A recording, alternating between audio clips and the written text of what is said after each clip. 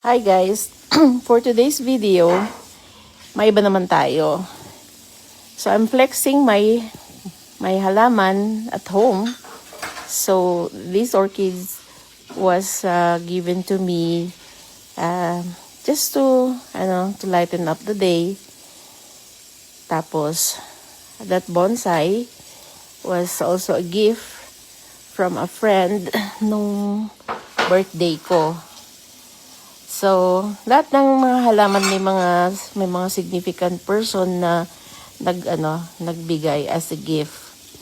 And then, this following plant, itong medyo may tusok-tusok na yan, was given to us by our massage therapist, si Joanne.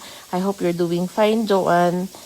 And then, those 5 fingers were from our housewarming. And then another 5 finger was given as a gift by one of our dear friend and our leader, si Ate Alicia Kabagan. And then this one was almost dying when our massage therapist gave it to us. Pero tinan mo, buhay na buhay siya ngayon. And then of course, these 2 plants over here were given by our super friend, si Odi. Thank you, Odi. And then, di pa nagkasya, sa taas nagkaroon pa ako. Pero mostly mga peace lily yung kinukuha namin kasi medyo maganda yung effect niya sa bahay. Yan din, Fred, kay Sally naman yan. Sally and Ferdy. And then, ito is also from Odi. This is from Costco.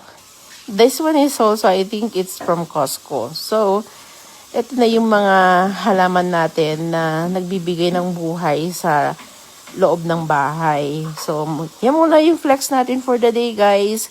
Thank you for watching.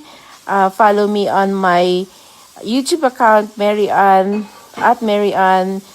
GDL, para sa aking YouTube channel. Thank you, guys. See you.